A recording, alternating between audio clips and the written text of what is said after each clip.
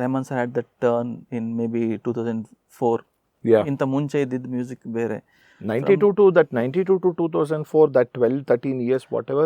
That was the, even now I go back to there only. Even ನಾನು ನಿನ್ನೆ ಅದು Thiruda album ಕೇಳ್ತಿದ್ದೀನಿ. I am like how, like I mean ನನಗೆ I had an opportunity to meet him so very recently. ಅಂದರೆ ಅವರು Jala team ಜೊತೆ interview ಮಾಡಿದೆ. ಅವ್ರು ಫಸ್ಟ್ ಅವಾಗ ಹೋಗ್ಬಿಟ್ಟು ಒಂದೇ ಲೈನ್ ಹೇಳಿದ್ದು, sir thank you for shaping my life with your music sir, that's it. I said like ದೊಡ್ಡ ಮಾತು. Yeah thank you.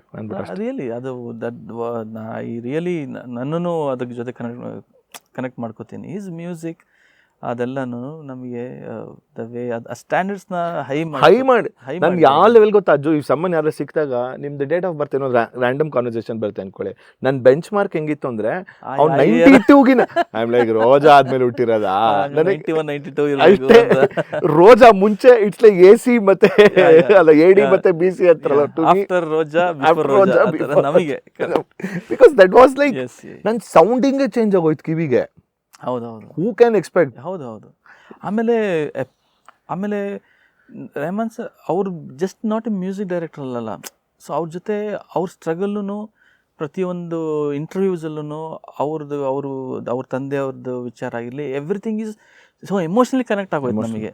ಅವ್ರು ಎಷ್ಟು ಕಷ್ಟಪಟ್ಟಿದ್ದಾರೆ, ಏನು ಮಾಡಿದ್ದಾರೆ, ಅವ್ರ ಬಗ್ಗೆ ನಮಗೆ ತಿಳ್ಕೊಳ್ಳೋಕೆ ಗೊತ್ತಾಯ್ತಲ್ಲ. ಆಮೇಲೆ ಇನ್ನೇ ವೇ ನಾನು ತುಂಬ ಸ್ಪಿರಿಚುವಲ್ ಆಗೋದಕ್ಕೂ ಅವರು ಒಂದು ಕಾರಣ ಅಂತಲೇ. ಹೌದಾ?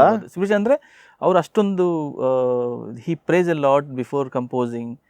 ಅದು ಏನೇ ಮಿಸ್ ಮಾಡಿದ್ರು he doesn't miss the pray ಅಂತ. ಸೊ ನಮಗೊಂದು ಐಡಲ್ ನನಗೆ ಇಟ್ಕೊಳ್ಬೇಕಾದ್ರೆ ಆ ಒಂದು ಇನ್ಫ್ಲುಯೆನ್ಸ್ ಇದ್ದೇ ಇರುತ್ತಲ್ವ. Maybe a small portion ಅಂತ ಹೇಳ್ಬೋದು. So even today you do the same practice?